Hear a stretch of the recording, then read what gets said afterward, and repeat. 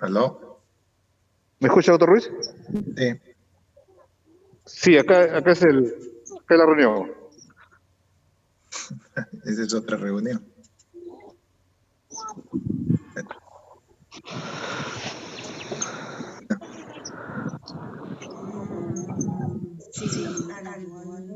Bueno, vamos a empezar la reunión. Estará el delegado. Sí, doctor, buenas tardes. Bueno, vamos a empezar, pues, ¿no? Según lo que yo veo, acá hay 180 personas. Vamos a ver y desarrollar los temas de enfermedad coronaria isquémica y el de insuficiencia cardíaca. Entre los dos hay cierta relación y por eso es que vamos a tocar los puntos que he visto de lo que ustedes han enviado. A ver, un rato para poder compartir ya la pantalla.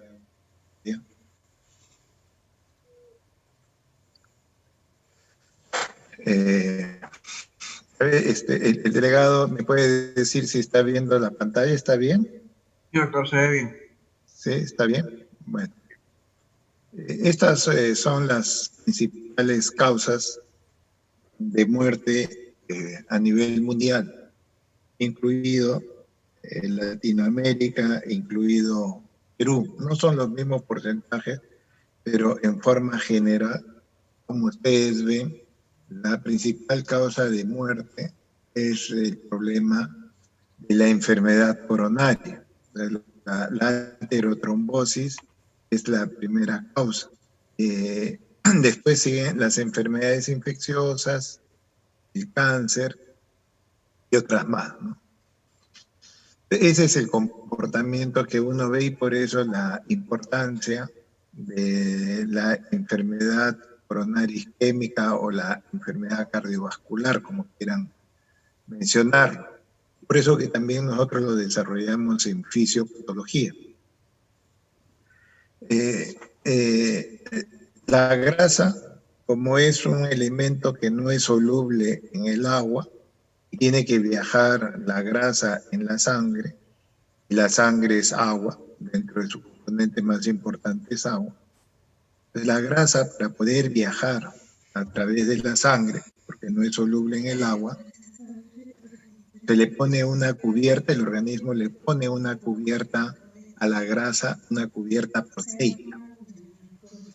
Eso es lo que le permite a la grasa moverse en la sangre de un lado a otro lado, de un tejido a otro tejido.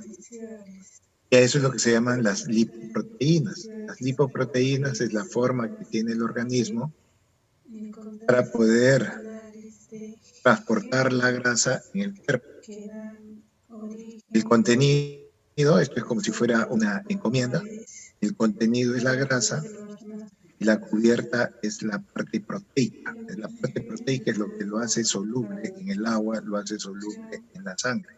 Le permite esta estructura, esta lipoproteína, le permite poder utilizar la sangre como un medio de transporte e ir a un órgano, a un tejido. Bueno, dentro de las lipoproteínas hay una muy importante que es el LDL, que es el Low Density Lipoprotein, que es la lipoproteína de baja densidad, o LDL.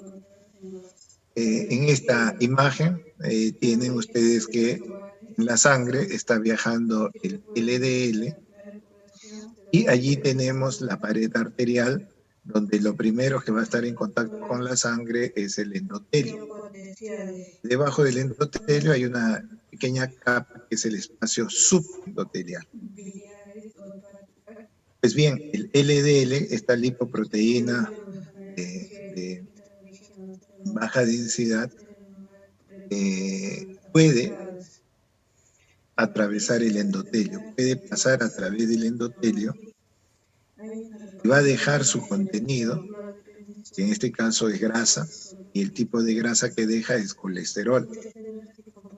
Entonces, el organismo transporta la grasa transporta el colesterol a través del LDL y el LDL, esta lipoproteína de baja densidad, atraviesa el endotelio y deja su contenido debajo del endotelio, es decir, en el espacio subendotelial.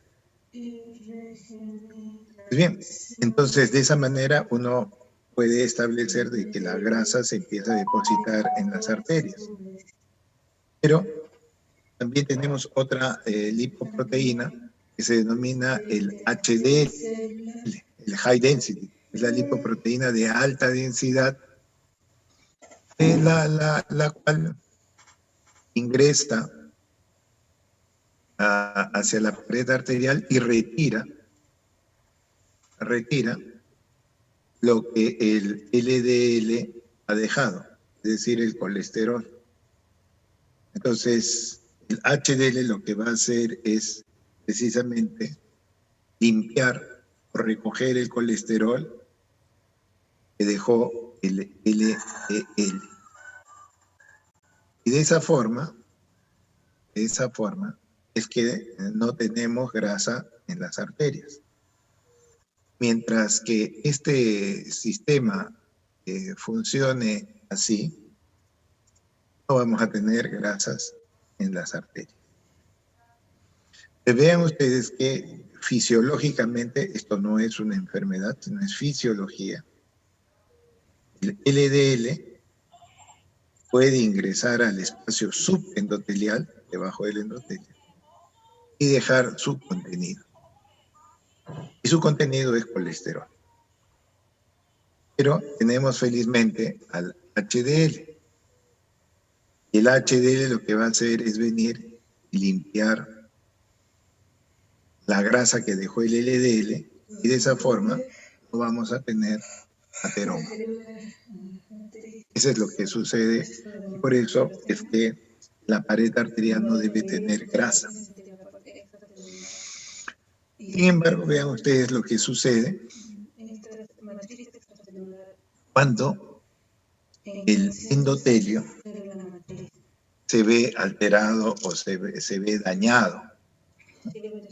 Cuando el endotelio, producto de la presión alta, producto de la diabetes, producto del tabaquismo, de toxinas, estas sustancias, las toxinas, el tabaco, la glucosa incrementada o la fuerza incrementada de la sangre en el hipertenso, cuando viaja a través de las arterias, eso golpea, eso daña poco a poco al endotelio. El endotelio es una célula, cualquier otra, que producto de su metabolismo genera radicales libres,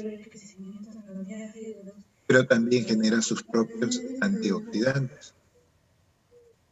Entonces, como genera sus propios antioxidantes, se mantiene un equilibrio. Genero radicales libres, pero también genero mis antioxidantes. Eso los neutraliza. De esa forma, el endotelio sano pues funciona bien. Sin embargo, cuando el endotelio empieza a funcionar mal, porque el paciente es una persona hipertensa, es un diabético, es un fumador, el endotelio se vuelve un endotelio disfuncional. ¿Qué significa un endotelio disfuncional? Lo que significa es que este endotelio produce radicales libres, pero ya no tiene la capacidad de producir sus antioxidantes. Genero mis radicales libres, pero si soy un endotelio ya enfermo, disfuncionante, ya no voy a poder neutralizarlos. Entonces, ese endotelio disfuncionante se va a caracterizar porque sencillamente genera radicales libres, pero no ya sus antioxidantes. Eso es lo que tenemos que tener en cuenta.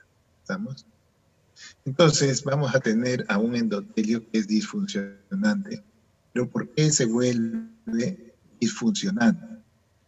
Se vuelve disfuncionante porque es una persona hipertensa, porque es una persona diabética, etcétera, etcétera. Entonces, lo que vamos a tener es que precisamente este endotelio, lo que va a determinar es que se generen estos radicales libres. ¿Qué hace un radical libre? Pues un radical libre lo que hace es tratar de alcanzar su equilibrio o estabilizarse. Y para eso lo que hace es oxidarlo. Lo que hace los radicales libres para estabilizarse es oxidar algo. ¿Y qué pueden oxidar?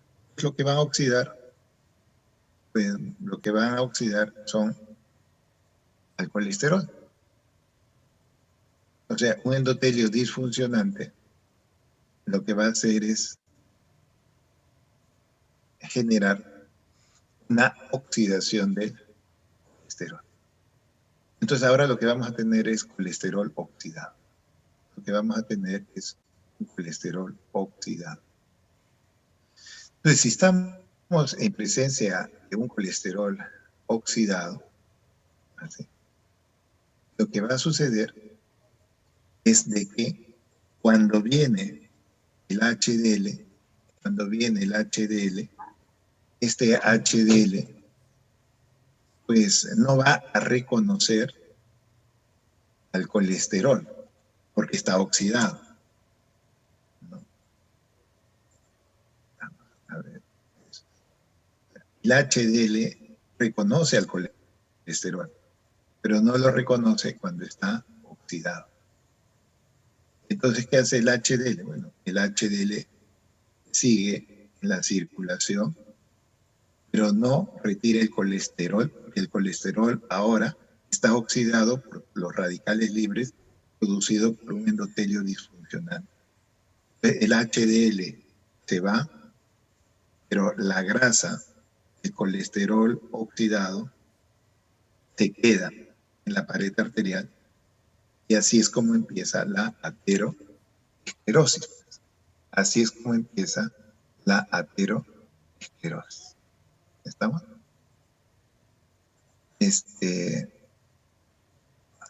A ver, estoy tratando de darle a que entren ya tantos, pero a cada rato entran y entran, que yo no sé si ya son las 4, como siguen entrando, pero bueno.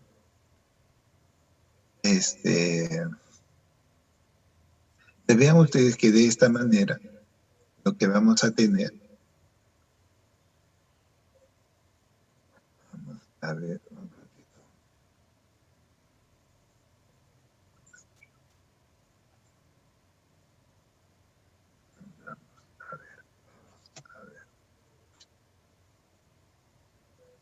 Ah,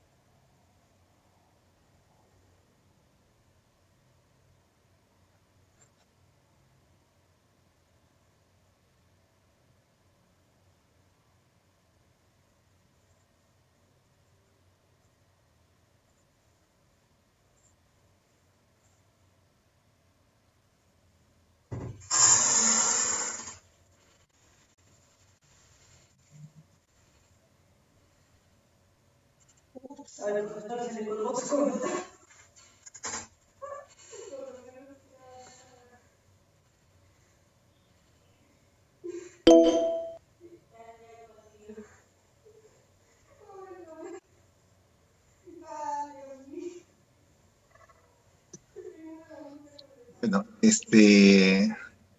¿están viendo mi pantalla el delegado? Sí, doctor, sí se ve. Sí, sí se Ya, ve. por si acaso, ya puse en el chat para que hagan su asistencia, pa. Ya, doctor, también Por eso- están que ¿Ah? escriben diciendo de que hay algunos que están en sala de espera, que Sí, por pues, problemas de pero a cada conexión. rato no puedo estar, pues, Sí, sí, dedicándome a ingresar a los alumnos. me entiendo. Me dedico a exponer, me voy a dedicar que cada rato entra un alumno, dos alumnos. Yo supongo que también los alumnos tendrán un momento para ingresar. Miren la hora que es. Sí, claro, doctor, yo A entiendo. cada rato no puedo estar dejando de entrar, porque si no, yo voy a tener que parar un poco las charlas, ¿no? Porque no me dejan avanzar, ¿no?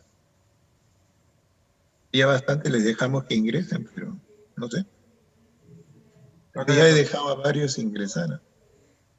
Ok, doctor, no hay Bueno, ningún problema. Gracias. yo ya les dejé en el chat para que hagan su asistencia. Tienen creo que hasta 3 minutos para hacerlo, que creo que es hasta prudente. Acá hay otra persona más que quiere entrar, ya lo hago entrar, ¿no? Y así estamos permanentemente, ¿no? Entran con la campanita y, y- y deberían estar, creo que todos un poco más temprano, no sé, pues, ¿no? Mucho, acá hay otra persona más. ¿Qué hacemos, delegado? Usted es el delegado.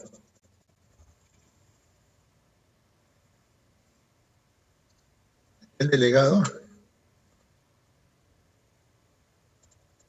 Sí, doctor, ya se fue. para que ¿Ah? no haya ningún problema, no sé si el que ahorita veo que está como anfitrión podría también apoyar por ese lado, ¿no? Si bien es cierto, ya son más de las 4, y bueno, también se entiende de que hubo un pequeño retraso al momento de iniciar, pero igual ya pasaron más de los 15 minutos. Sé que hay algunos alumnos que están tratando de ingresar, pero, o sea, por problemas de internet es que recién se pueden conectar, o sea, según lo que me han dicho, ¿no? Yo entiendo de que no se puede, lo entiendo perfectamente de que no se puede tener y, o sea, estar parando cada rato. Entonces, ay, ya se fue, creo. Si desean, he visto que lo han puesto como anfitrión, me puede poner como coanfitrión y yo lo puedo ayudar a aceptar a los alumnos que estén. No se trata de que tú como delegado empieces tú a desatender la clase, no. Esa no es la función, creo, de un delegado.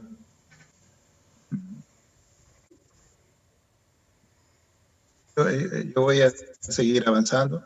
Si van ingresando los alumnos, verán ustedes que tengo que hacer un poco de pausa, ¿no? Acá hay 3 personas que están queriendo ingresar, ¿no? Hay 3 personas que quieren ingresar, yo no tengo problema para que ingresen, ¿no? Pero nos desconcentran, pues, ¿qué vamos a hacer? ¿Qué podemos hacer? Si notan que por momentos estoy parando y tengo que estar pensando en lo que estoy hablando, es producto de que acá hay 4 personas más que quieren entrar, no les voy a bloquear, ingresen, ¿no? Pero bueno, así seguiremos avanzando. Acá hay otra persona más que quiere entrar, ¿no? Entonces, así iremos avanzando la clase, ¿no? Poco a poco trataré de ir avanzando la clase. Es bastante incómodo porque en la pantalla me sale cuando van a entrar y me bloquean la pantalla. Pero bueno. Entonces yo lo que les decía era de que un elemento importante para el proceso de la ateroesclerosis es la disfunción endotelial, ¿no? El endotelio, al volverse disfuncionante, genera radicales libres, pero ya no los neutraliza. ¿Qué hacen esos radicales libres? Lo que ellos buscan es estabilizarse, y para eso oxidan cosas. ¿Qué cosas? Encuentran al colesterol en el subendotelio y lo oxidan. Cuando ya el colesterol está oxidado, el HDL es nuestra lipoproteína protectora, es la lipoproteína. A ver, la alumna Erika Gutiérrez está ingresando, ojalá que esté ingresando.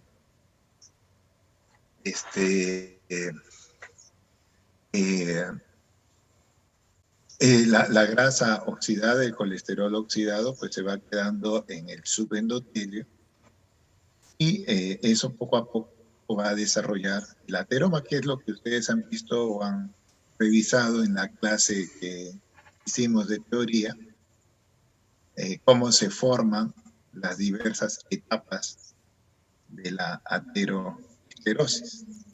Entonces, el proceso inicial por el cual la grasa empieza a depositarse y no puede ser retirado por el HDL es precisamente que la grasa se oxida. ¿Y por qué se oxida? Entre otras situaciones, porque el endotelio se vuelve disfuncionante. Ese endotelio se vuelve disfuncionante. Entonces, esto es lo que habíamos hablado.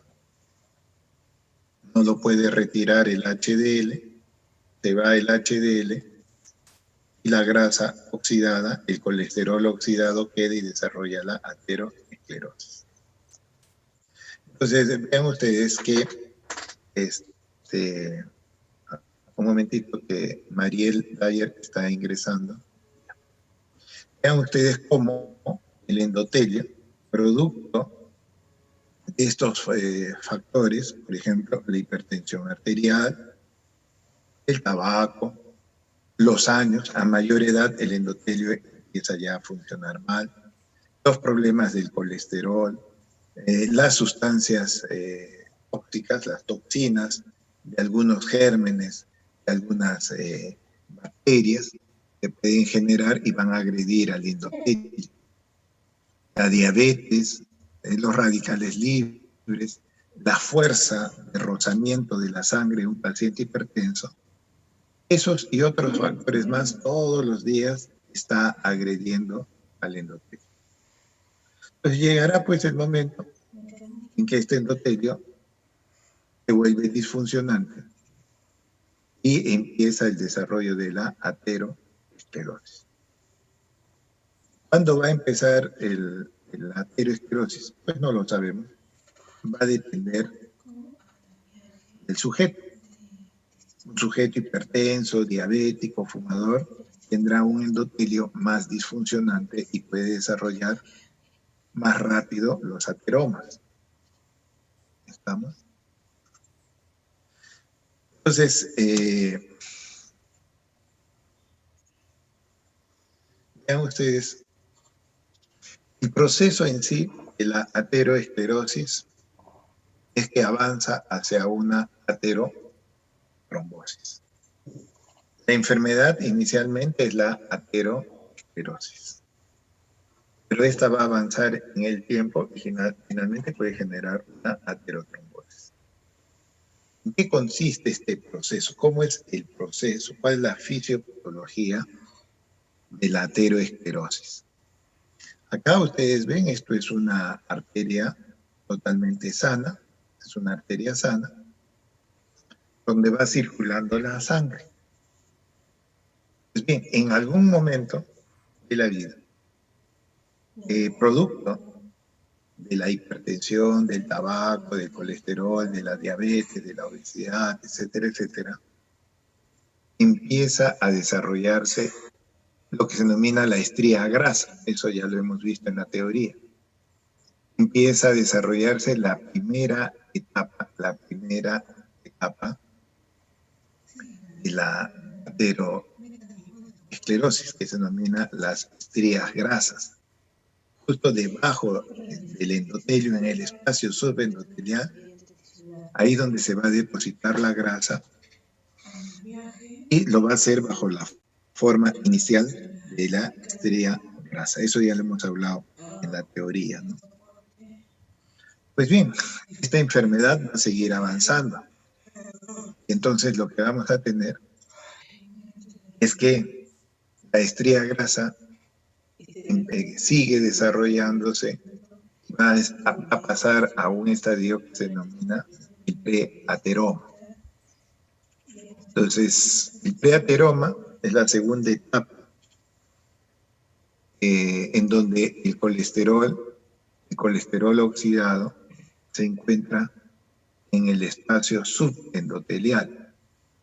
La diferencia entre la estría grasa y el preateroma es que en la estría grasa el colesterol está dentro de las células espumosas, mientras que en lo que se refiere al preateroma, el colesterol está en el intersticio, ¿no? En el espacio intersticial. Entonces vamos a tener que el ateroma empieza a desarrollarse. Primero como estría grasa y después como preateroma. El siguiente estadio es lo que llamamos el ateroma propiamente dicho. El ateroma ya propiamente dicho, que ustedes lo pueden ver acá. Acá está la grasa y hay una envoltura cápsula. Ese es el ateroma ya propiamente dicho. Acá vamos a tener un núcleo lipídico y una envoltura o cápsula. Esos son los tres estadios de la aterosclerosis: estría grasa, preateroma y ateroma propiamente dicho. Y la persona puede convivir con esta enfermedad llamada aterosclerosis y puede vivir muchos años, ¿no? Eso no lo sabemos exactamente. Pero la persona puede vivir con sus ateromas. Recuerden que esta aterosclerosis, cuando se presenta en todas las arterias, en unas más, en otras menos, pero la persona que tiene aterosclerosis lo tiene en sus arterias. Lógicamente habrán sitios donde los ateromas se desarrollen más y en sitios en donde se desarrollan menos, pero entiendan que cuando la persona tiene aterosclerosis, la aterosclerosis está en sus arterias. En unos sitios con mayor cantidad de aterosclerosis y en otros sitios con menos, pero ya la enfermedad está en las arterias. Pues bien, si bien este proceso de la aterosclerosis nosotros lo relacionamos en relación al corazón, no significa que es el único sitio donde va a haber aterosclerosis. La aterosclerosis va a estar a nivel de los vasos cerebrales, pueden estar a nivel del riñón. La aterosclerosis es difusa. Pero ¿por qué hacemos tanto hincapié en las arterias coronarias? Porque las arterias coronarias pueden llevar y llevan a la muerte. Por eso la importancia de la aterosclerosis a nivel de las arterias coronarias. La aterosclerosis está en todas las arterias, en unos sitios más, en otros sitios menos, pero ¿por qué es tan importante hablar de la aterosclerosis en las coronarias? Porque mata a la gente. Ustedes han visto que la primera causa de muerte es precisamente la aterosclerosis, la enfermedad coronaria isquémica. Pero vean que estos tres momentos, la estría grasa, el preateroma y el ateroma, si bien son las etapas del desarrollo del ateroma, la persona puede tener sus ateromas y convivir con sus ateromas. Puede suceder que en algún momento ese ateroma, esa grasa que tiene una envoltura o cápsula, se inflama. La arteria se puede inflamar. ¿Por qué se puede inflamar? Porque la presión está elevada, porque la glucosa está elevada, porque la persona fuma excesivamente. Entonces, estos mismos factores que propiciaron que aparezca la aterosclerosis también propician a que la arteria se inflame. El ateroma se inflama. Entonces, lo que va a suceder es que el ateroma, al estar inflamado, como se muestra acá, el ateroma, al estar inflamado, se rompe la cápsula, la envoltura. ¿No? Recuerden que un ateroma tiene dos elementos importantes. El contenido graso, el núcleo lipídico, la grasa, y una envoltura áptica. Bien, producto de la inflamación, el ateroma, y hemos dicho que este ateroma se inflama porque soy hipertenso mal controlado, porque soy diabético mal controlado, porque sigo fumando, porque mi colesterol está elevado, porque tengo mucho estrés, etcétera, etcétera. Entonces, el ateroma se inflama y cuando se inflama la envoltura o cápsula se rompe. Y al romperse la envoltura, la grasa está en el interior en contacto con la sangre, inmediatamente hace que se forme un trombo. Entonces, cuando el ateroma se rompe, cuando la cápsula o envoltura del ateroma se rompe, la sangre en contacto con la grasa que está en el interior del ateroma roto, pues inmediatamente la sangre lo que hace es generar un trombo. Genera un trombo. Genera un trombo. Y por eso es que a esta enfermedad también se llama aterotrombosis.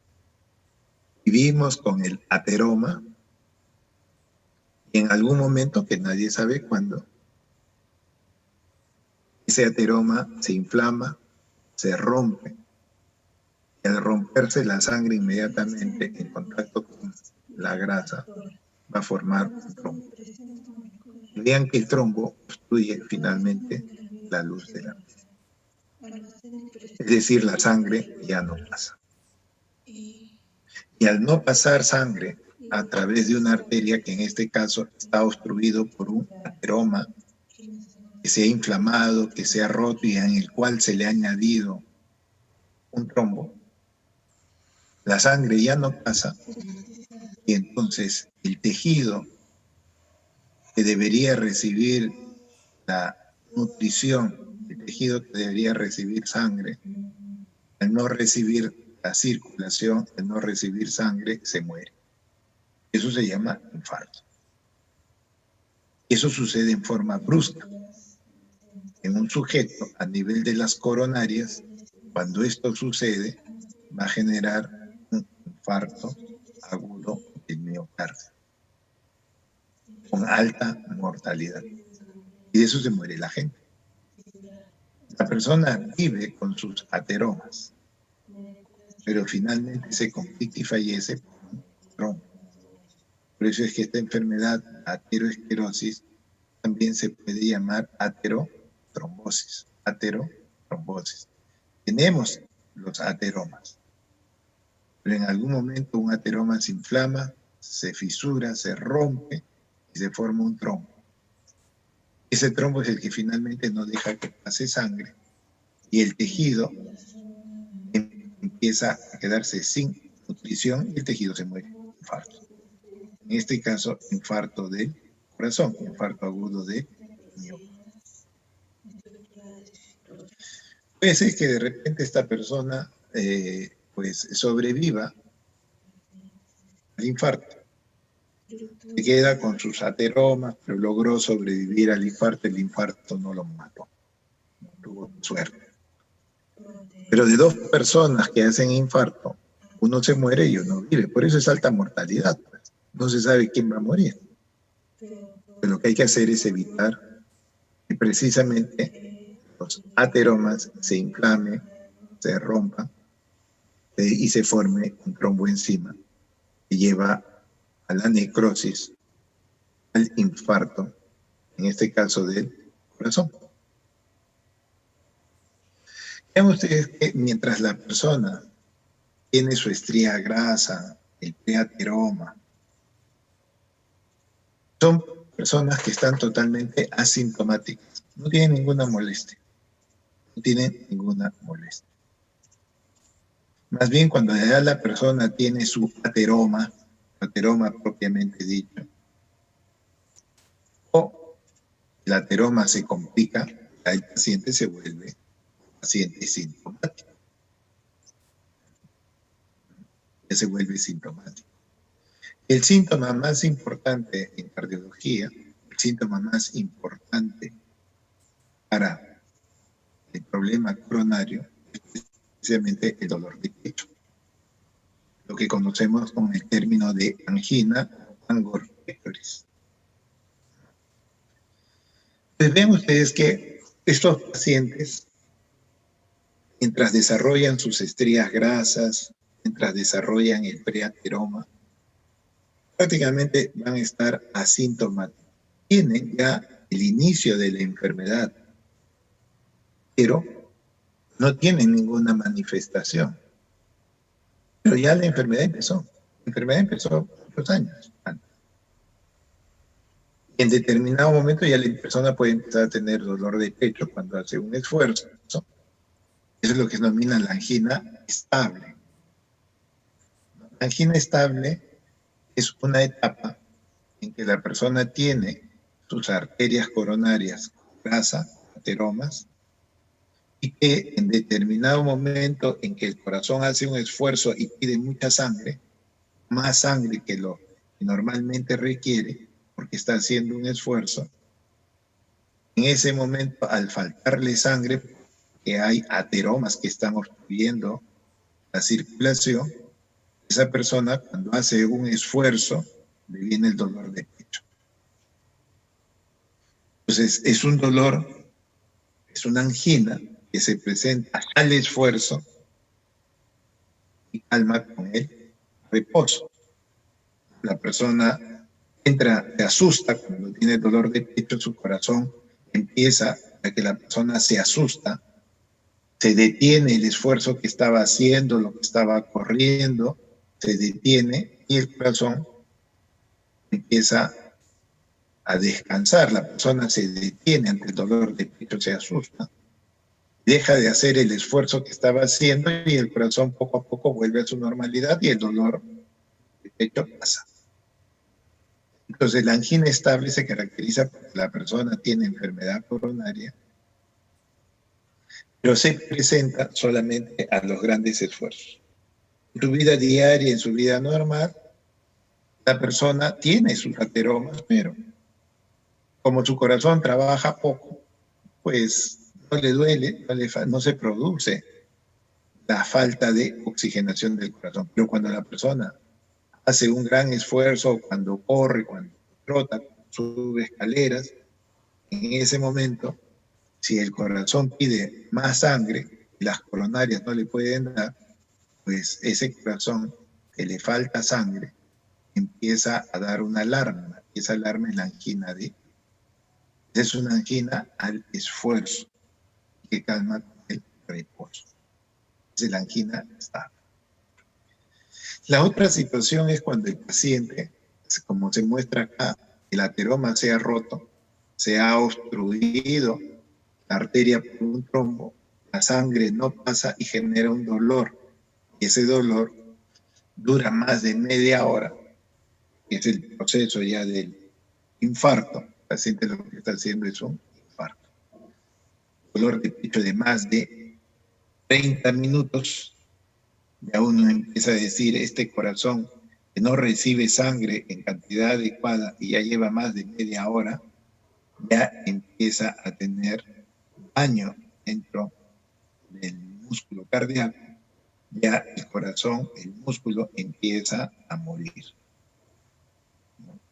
empieza a morir cuando este corazón se queda por lo menos más de media hora sin oxígeno, y allí empieza el músculo a morir, es decir, a necrosarse. El término infarto. Como esto es súbito, brusco, infarto agudo de miocardio. Y la persona puede fallecer, ¿no? De cada 2, 1 fallece. Pero el otro que vive va a vivir con su enfermedad coronaria, va a vivir con su infarto. Entonces son sujetos que lo que tienen son sujetos postinfartados. Son sujetos postinfartados. Vean ustedes que la enfermedad coronaria isquémica, clínicamente, cuando ya da molestias, son productos precisamente de la obstrucción al flujo de sangre. En la angina estable hay una obstrucción parcial. Los ateromas dificultan el pasaje de sangre y cuando la persona hace un esfuerzo, ahí se ve esa falta de irrigación, esa falta de sangre, y por eso le duele el pecho al esfuerzo y calma con el reposo. La otra posibilidad es que el ateroma se rompa, se forma un trombo, no pasa nada de sangre y el tejido se muere. Infarto agudo de miocardio. Y estas personas, después de haber tenido un infarto, pues algunas van a morir, otras van a sobrevivir y son sujetos ya post. Esta es la enfermedad coronaria que se ha ido produciendo en el tiempo. ¿Pero por qué? La pregunta sería, ¿y pero por qué las arterias se van obstruyendo de grasa, de colesterol? ¿Cuál es la fisiopatología? Ya les expliqué en relación a que el endotelio, producto de la hipertensión, del tabaco, del colesterol, de la diabetes, el endotelio se vuelve disfuncionante. Eso va a permitir que la grasa se oxide en la pared arterial y ya no pueda ser retirado por el HDL. Entonces, esta grasa se empieza a oxidar en el espacio subendotelial y esa grasa empieza a pasar primero de una estría grasa a un preateroma y después a un ateroma. Y si estos sujetos hipertensos, diabéticos, no se cuidan, en algún momento ese ateroma se inflama, se fisura, se rompe y se añade un trombo, llevando al paciente que tiene ya enfermedad coronaria, que ya es un paciente anginoso estable, lo puede llevar a un. Ese es el proceso de la aterosclerosis, que también se llama aterotrombosis cuando se complica con un trombo. Pues bien, esta aterotrombosis que ustedes ven, demora en desarrollarse, toma mucho tiempo, y por eso es que antes la gente podía tener un infarto a los 60, 70 años y fallecer de un infarto. Después, ya los infartos no eran a los 60, 70 años. La gente de 50 años empezaban a tener infarto. A los 45 años empezaron ya a tener infartos, lo que antes no se veía, era raro. Personas de 40 años con infarto agudo de miocardio. Y ahora no es raro. Gente de 35 años puedan estar haciendo infartos. Entonces, ¿qué es lo que ha sucedido en este proceso? ¿Qué es lo que ha sucedido en este proceso? El proceso es el mismo. El proceso es el mismo. Lo que sucede es que esto se está haciendo muy prematuro. ¿Y por qué se está haciendo muy prematuro?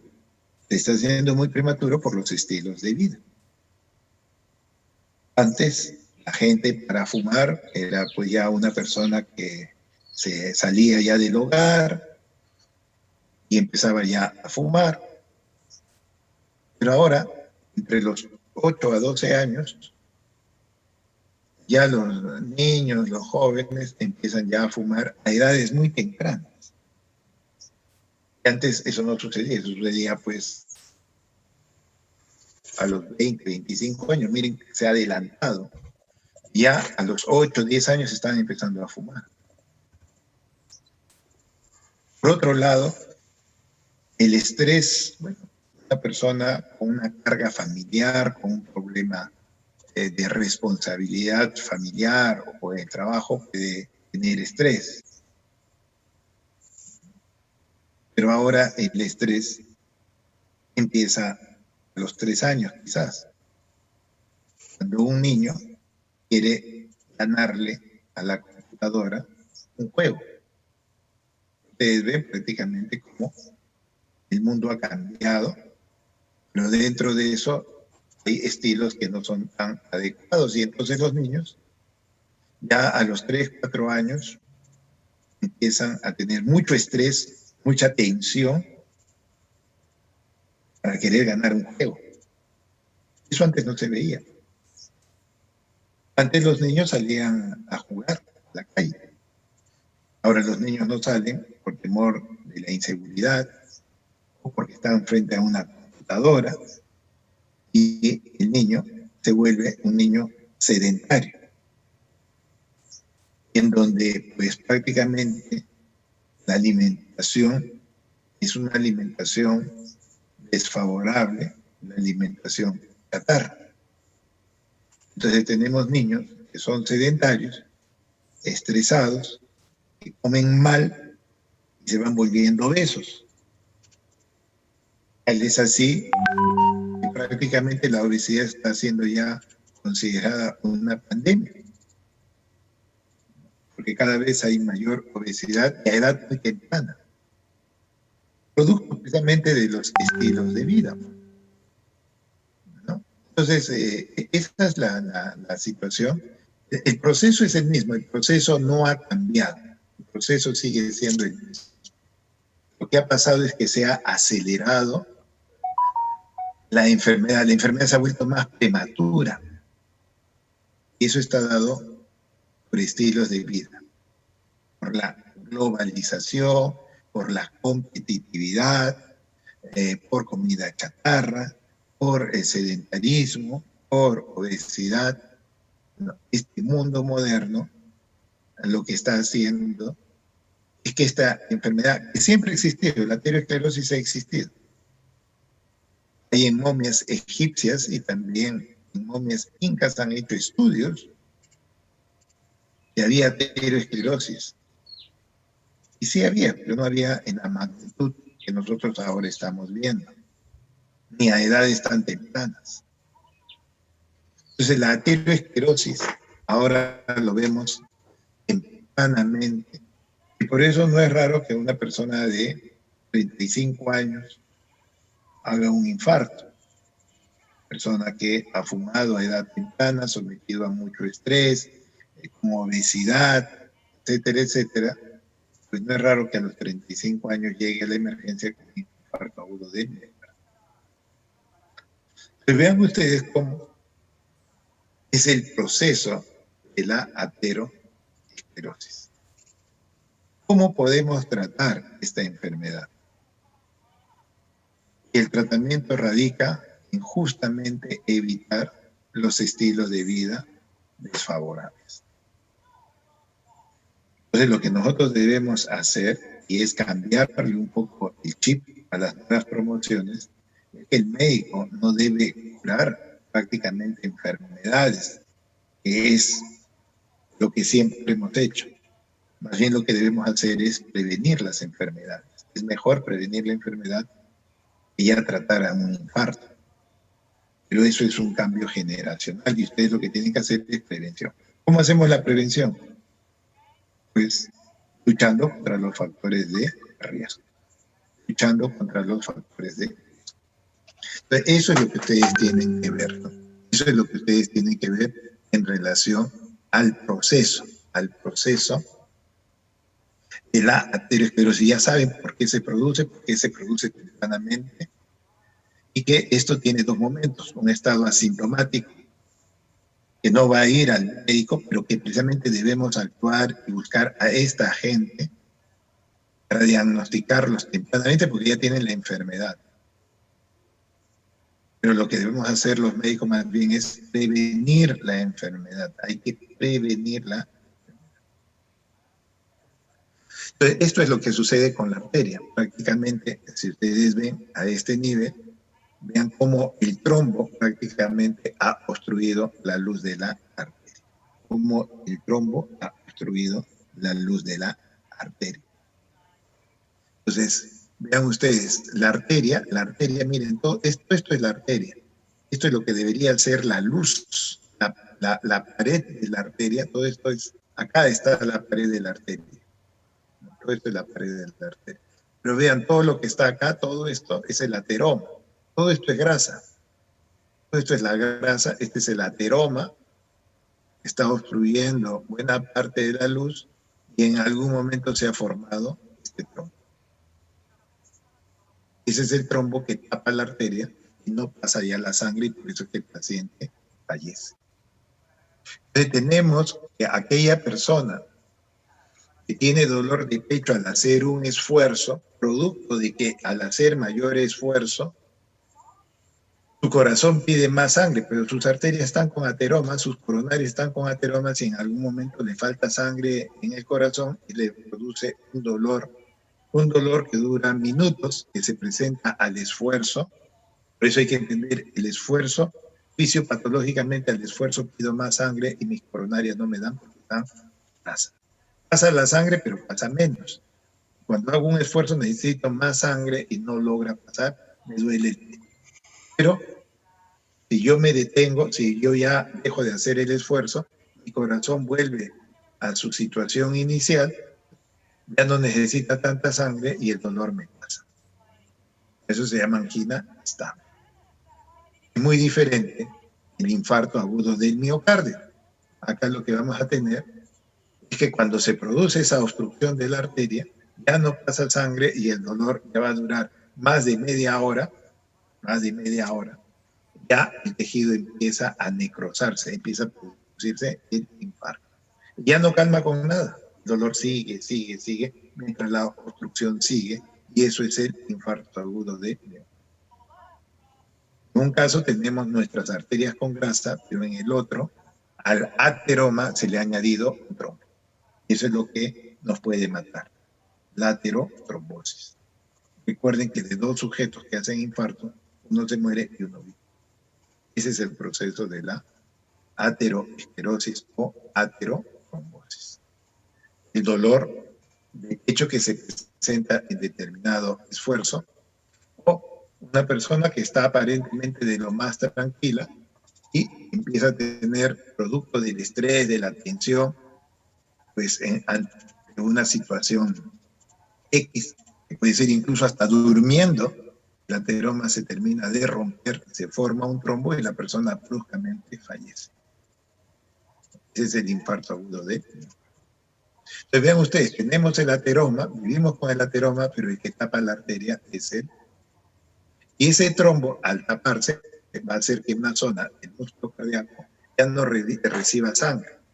Y entonces, como no recibe sangre, esa parte del músculo empieza a morir.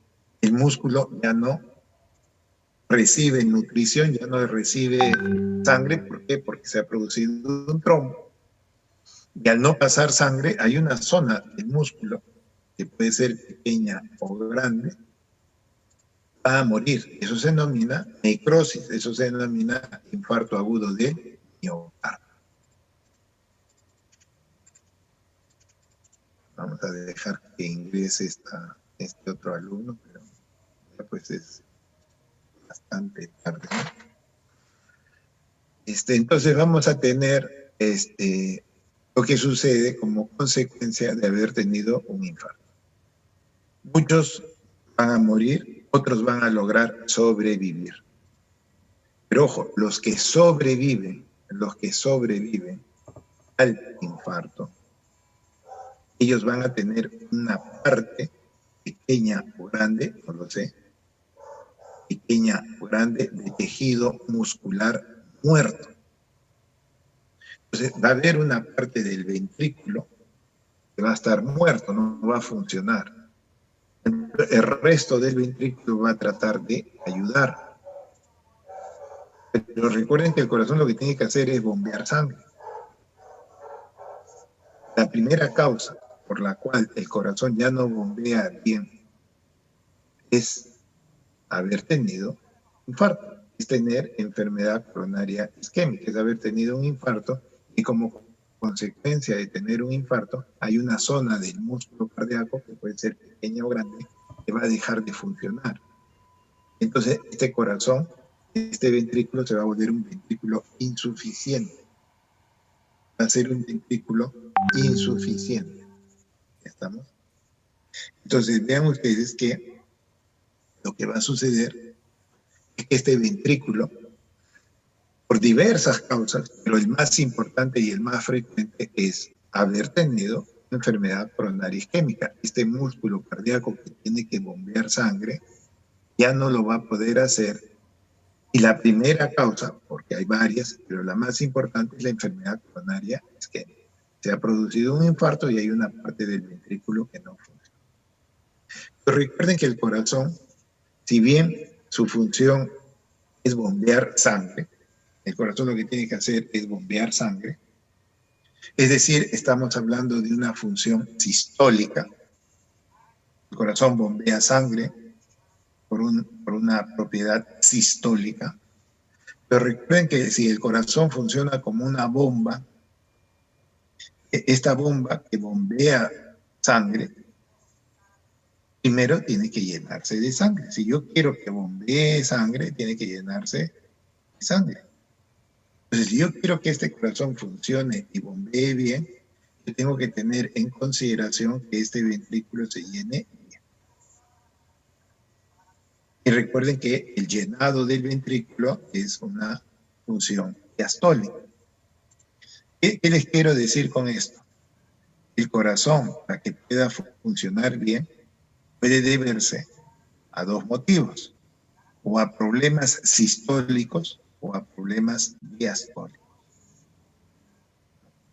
Generalmente todos le damos importancia a la función sistólica, pero ahora nos hemos dado cuenta que también es muy importante la función diastólica. Es como si a ustedes le dijéramos, ustedes tienen que trabajar duro. Sí, perfecto, yo voy a trabajar duro, pero ojo, debo haber descansado bien. Ustedes no le pueden exigir a una persona que trabaje y trabaje y no descanse, que no le dan tiempo que se requiere el organismo. El corazón tiene que bombear sangre, pero lo primero que necesita es que se llene de sangre. Ese es un fenómeno diastólico. Si yo quiero que, es como si tuviera un motor que tiene que bombear agua. Si yo no me preocupo que se llene ese motor de agua, ¿cómo voy a hacer que bombee agua? Eso mismo pasa en el corazón.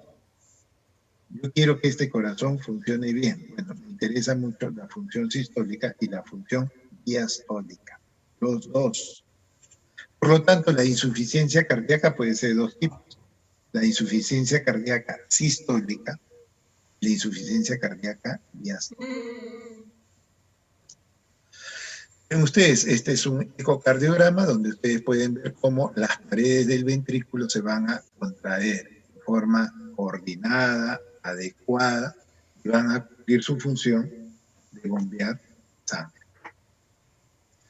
Para que este motor pueda funcionar, necesita de un combustible. Ese combustible se llama sangre y le llega al corazón a través de las arterias coronarias.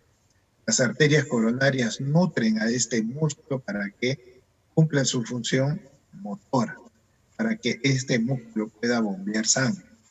El combustible es la irrigación que le dan las coronarias. Las arterias coronarias van a irrigar a este músculo cardíaco y van a permitir que este músculo se contraiga y pueda generar, como ustedes pueden observar allí, como el corazón se contrae y bombea sangre. Entonces vean ustedes ahí cómo ese corazón logra trabajar en forma adecuada, cumpliendo su función, que bomba. Pero no se olviden que para que el corazón pueda bombear sangre, una condición importante es que se llene de sangre.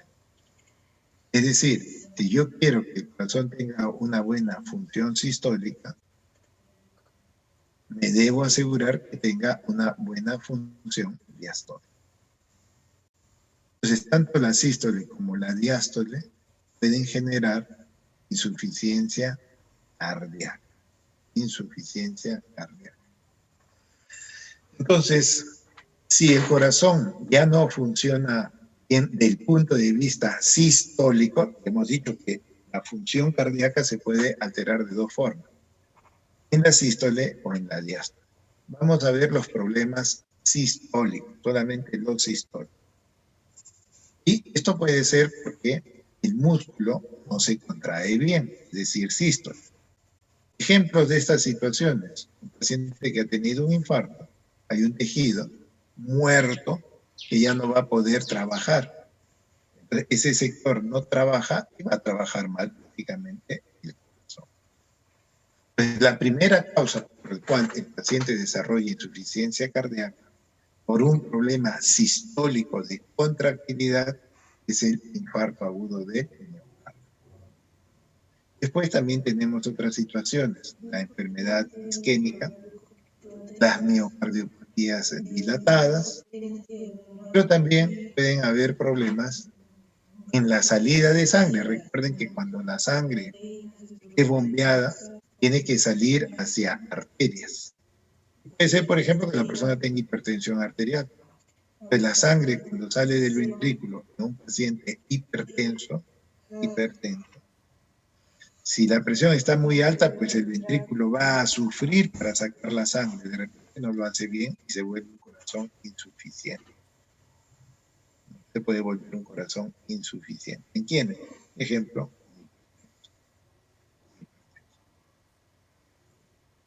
Muy bien, esta es la insuficiencia cardíaca sístole.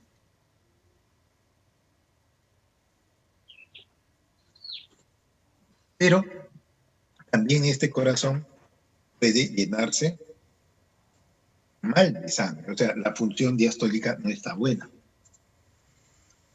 Recuerden que el músculo cardíaco debe llenarse, los ventrículos deben llenarse de sangre. Entonces, si el ventrículo está duro, por ejemplo, una hipertrofia ventricular o una miocardiopatía restrictiva donde el ventrículo está duro, o que de repente también hay problemas en que las válvulas están estrechas, lógicamente el ventrículo no se va a llenar de sangre.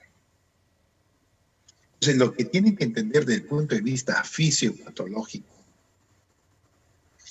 es que la insuficiencia cardíaca, ¿en qué consiste? La insuficiencia cardíaca es un problema en que el corazón no puede bombear la cantidad de sangre que el cuerpo le pide. Y este corazón puede fallar por dos motivos: por problemas sistólicos o por problemas diastólicos. Recuerden que el corazón hace esas dos cosas, sístole y diástole. Generalmente siempre hemos hablado de la sístole, causa de insuficiencia cardíaca. Bien, ahora hay que también resaltar que la diástole puede dar insuficiencia cardíaca.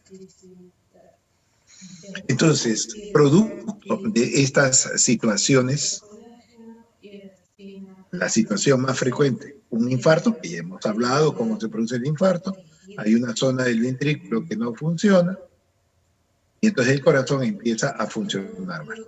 Insuficiencia cardíaca por un problema de que le falta el músculo, ha muerto el músculo cardíaco por un infarto.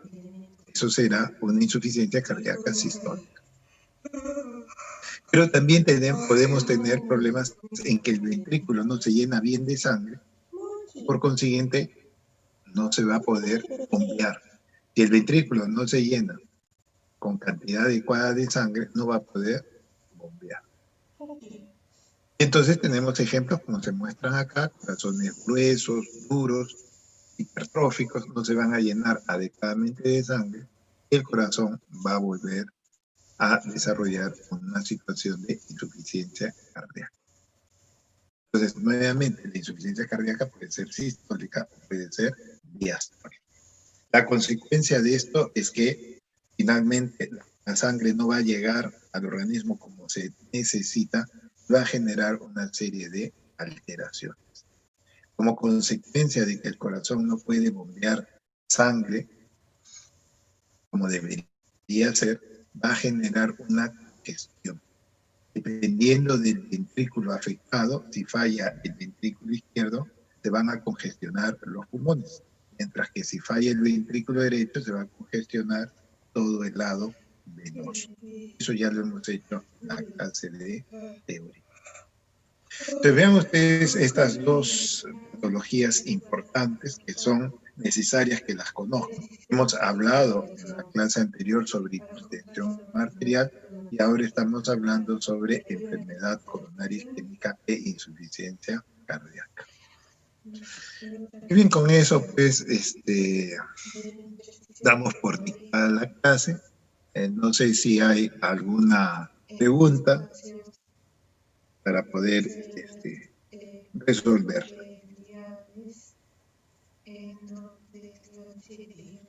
Creo que los micros están abiertos, no creo que estén cerrados.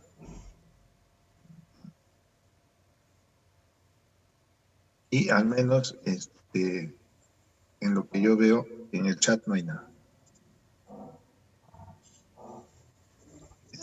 ¿Está todavía el delegado? ¿Me escucha? Disculpe. ¿Aló, aló? ¿Qué hablan? Le escucho bien, ¿ah? ¿En qué hablan ahorita? Sí, doctor, una consultita. El preateroma era en el espacio subendotendial, pero el estría grasa, ¿dónde era? Disculpe. Perdón, ¿me lo escuché bien? En el preateroma se encontraba en el espacio subendotelial, pero en la estría grasa, ¿dónde era? No, siempre se va a depositar, siempre la grasa se deposita debajo del endotelio. Siempre. Lo que sucede es que en un primer momento, esta grasa, este colesterol oxidado, es ingerido por las células espumosas, y a eso se llama estría grasa, y lo que hace esta célula espumosa es ingerir grasa oxidada. Llega un momento en que ingiere tanta grasa oxidada, esta célula espumosa estalla, revienta, y toda esa grasa ya no va a ser intracelular, sino va a ser una grasa extracelular. Y a eso es lo que se le llama el preateroma, cuando la grasa está en el intersticio. Y cuando a esa grasa le ponen una cubierta o cápsula, a eso se llama ateroma propiamente dicho. Pero bien sea la estría grasa, el preateroma o el ateroma propiamente dicho, los tres siempre están en el espacio subendotelial, debajo del endotelio. Muchas gracias. Ya. ¿Alguna otra pregunta? Doctor, buenas tardes. Sí, buenas tardes. Sí. Doctor, sí, una consulta. ¿Es posible confundir en un caso clínico un infarto por una gastritis? Sí, de ahí va a depender mucho la capacidad que tiene el médico de conocer la enfermedad. Puede haber confusión, sí, pero uno tiene que armar un diagnóstico, ¿no? El diagnóstico no es con un solo dato. El dolor de pecho es un dolor muy, muy importante. El dolor epigástrico es otro. A veces la persona no sabe expresar el dolor. Lógicamente el médico se puede confundir. Pero por eso es que ustedes tienen que armar un diagnóstico. Cuando ustedes ven las historias clínicas, ustedes tienen que ver primero en el interrogatorio los antecedentes, los síntomas que el paciente está refiriendo y después el examen clínico. El hacer el diagnóstico de una enfermedad no es pedir un examen auxiliar. Eso es un tremendo error. Hay que armar un diagnóstico. Los marcadores que se piden en un infarto, por ejemplo, la troponina se eleva en un infarto, sí, pero también se eleva en otras situaciones. Pues no se confíen en que generalmente muchos médicos piden un montón de exámenes auxiliares pensando que ahí está el diagnóstico. Se equivocan. El diagnóstico primero es clínico. Los otros se llaman exámenes auxiliares. Auxilian el diagnóstico. Pero el diagnóstico es clínico. ¿Basado en qué? En el interrogatorio que hacemos al paciente, nuestro examen físico que hacemos en el paciente. Por eso ustedes ven que los casos clínicos están puestos así. Dentro del caso clínico están los datos que nos van indicando la fisiopatología de la enfermedad, para que finalmente se llegue a un diagnóstico, ¿no? Entonces, como digo, lo que hay que entender, lo que se debe hacer en este curso, no es llegar al diagnóstico de un infarto o de una diabetes, es entender el proceso por el cual se desarrolló el infarto, por qué se desarrolló la diabetes. Acá les he explicado cómo las arterias se van obstruyendo y por qué se obstruyen, por estilos de vida. Eso es lo que... ¿Y cómo puedo tratar a estos pacientes? Bueno, primero evite la enfermedad, evite el cigarro, que baje de peso, que haga ejercicio, que coma sano. Y ahí está la fisiopatología. Eso es lo que uno tiene que hacer. Pues sí se puede confundir entre una gastritis y un infarto, sí, pero ahí ya viene la experiencia del médico. Pues. La experiencia del médico, saber discernir en forma adecuada. Ok, doctor. Y en todo caso, ¿cuál sería el gold estándar en estos casos? ¿Un EKG? El electrocardiograma nos ayuda, pero también tenemos que tener las enzimas. Y uno tiene tres elementos acá. El cuadro clínico, las enzimas y el electrocardiograma. De esos tres elementos, con dos se hace el diagnóstico. Entonces, no es solamente pedir un electrocardiograma, uno también puede pedir enzimas, pero como les digo, tienen que armar un diagnóstico basado en un cuadro clínico. Si uno pide solamente troponinas, el paciente puede tener insuficiencia cardíaca y tiene troponinas. En cambio, en un infarto hay un cuadro clínico, hay una historia de dolor, hay antecedentes, hay factores de riesgo, entonces uno va armando el diagnóstico. Esto es clínico, por eso nosotros somos médicos y tenemos que armar un diagnóstico clínico. Los exámenes auxiliares nos ayudan, pero tienen que armarse un diagnóstico. Ok, gracias, doctor. ¿Alguna otra pregunta? Doctor, buenas tardes. Sí, doctor. Bien. Doctor, tengo una pregunta sobre una de las causas de la disfunción ventricular derecha. Se menciona que a veces también una disfunción ventricular izquierda puede ocasionar una disfunción ventricular derecha. Y quería saber si esto tiene que ver con la congestión pulmonar que que ocasiona la disfunción ventricular izquierda, o está asociada a otro mecanismo. Sí, no, lo que se dice es que si el ventrículo izquierdo empieza a fallar, en el tiempo, nadie le da tratamiento, lo que va a suceder es que este ventrículo izquierdo congestiona hacia atrás. ¿Y hacia atrás qué significa? Pues venas pulmonares, capilares pulmonares, va a ir hacia el ventrículo derecho, porque todo es retrógrado. Entonces las personas que tienen falla del ventrículo izquierdo, tienen insuficiencia cardíaca izquierda, si no reciben tratamiento adecuado, pueden desarrollar falla del ventrículo derecho, sí, como una consecuencia de no haberle dado tratamiento. Felizmente, ahora ya no se ve mucho eso. ¿Por qué? Porque se diagnostica y se trata a tiempo al paciente. Pero no hasta hace mucho, los pacientes podían tener primero falla izquierda y después de algunos años que no recibían ningún tratamiento, pues hacían falla del ventrículo derecho. Y eso es verdad, sí sucede. Ahora menos porque precisamente uno evita que la enfermedad del lado izquierdo afecte al lado derecho. Gracias, doctor. ¿Alguna otra pregunta? Doctor, ¿sí me escucha? Buenas Sí, tardes. te escucho. Buenas tardes. Diga. ¿Podría hacer la consulta? Sí, diga.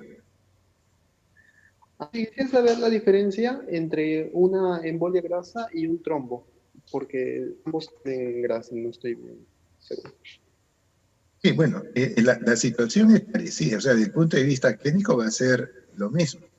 Lo que va a suceder es que uno tiene que entrar a ver la fisiopatología. Una embolia grasa, por ejemplo, sucede en un paciente posoperado, en donde por ejemplo, una fractura de cadera, se ha hecho la cirugía, elementos grasos han ido y han taponeado, se ha desplazado la grasa y produce un émbolo graso, y tapa la pulmonar. Es muy diferente a un paciente que hace una trombosis de la pulmonar, ¿no? La fisiopatología es diferente. Uno es un trombo, en el otro es grasa. Los mecanismos son diferentes, pero la repercusión clínica va a ser muy semejante.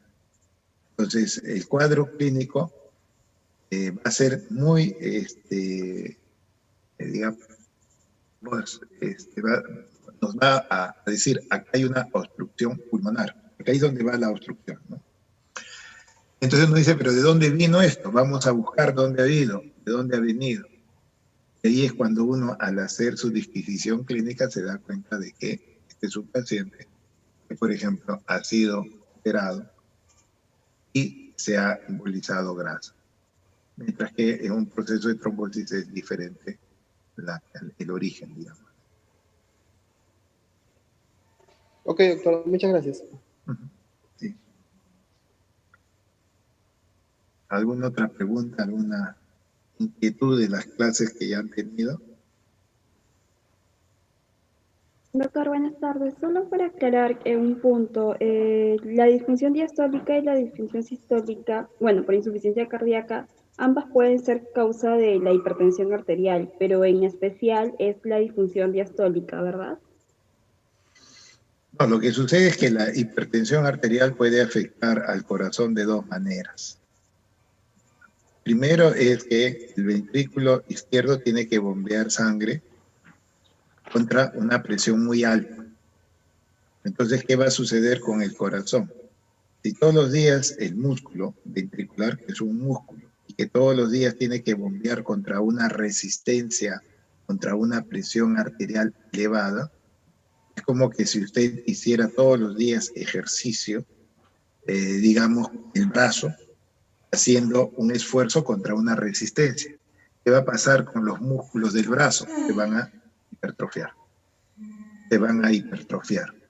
Entonces, ¿qué va a pasar en un corazón de una persona que es hipertensa, que no se controla? Pues su corazón como ventrículo se va a volver duro, se va a volver hipertrófico.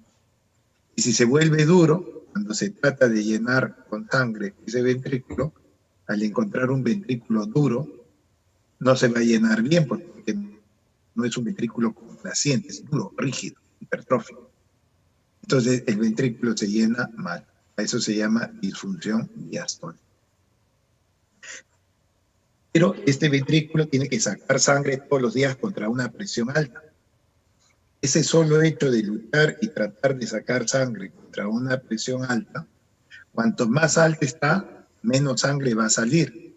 Eso va a ser una disfunción sistólica. Esa es una disfunción sistólica. Entonces vean que el paciente hipertenso puede desarrollar los dos tipos de disfunción, sistólica y diastólica. Puede tener uno, puede tener los dos. Eso va a depender de cuán alta sea su presión y el paciente no se cuida. El paciente hipertenso puede hacer insuficiencia cardíaca sistólica, sí. Pueden engrosar su corazón y generar insuficiencia cardíaca diastólica también. Pueden hacer las dos cosas a la vez, sí, siempre y cuando el paciente no se controle, no se cuide y siempre esté con la presión alta. Entonces son dos mecanismos diferentes, la disfunción sistólica y la disfunción diastólica en el paciente hipertenso. Entiendo, muchas gracias. Uh-huh. ¿Alguna otra pregunta? Doctor, buenas tardes. Sí, buenas tardes. Buenas tardes, doctor, disculpe. Sí. ¿Me puede responder el bloqueo auriculoventricular completo? ¿Tiene alguna relación con la insuficiencia cardíaca? Sí, pero eso ya es otro tema que eso no tiene nada que ver ahora con lo de la clase. Lo que sucede es que cuando uno tiene un bloqueo completo, las aurículas y los ventrículos ya no trabajan en forma adecuada. El bloqueo completo es producto de la orden eléctrica. Recuerden que el corazón es un órgano eléctrico que responde, la actividad eléctrica precede la actividad mecánica. Entonces, si yo quiero que el músculo bombee sangre, es decir, que el músculo se contraiga, tiene que haber una orden eléctrica. Cuando un paciente tiene un bloqueo, esa orden eléctrica va a fallar. Por eso es que la función de bomba, la función motora, se va a ver alterada. Esos ya son problemas, digamos, desde el punto de vista de conducción eléctrica del corazón, que nosotros no lo desarrollamos en este momento. Eso probablemente ya lo van a ver en la parte de clínicas. Pero ahora, lo único que les puedo decir es que recuerden que el corazón, si bien es un músculo que se contrae, lo hace por una orden eléctrica. El bloqueo o los trastornos eléctricos pueden hacer que el corazón falle, sí. Sí puede hacer, ¿no? Pero eso lo van a ver más adelante, ¿no? En clínica. Ok, doctor, muchas gracias. ¿Alguna otra pregunta?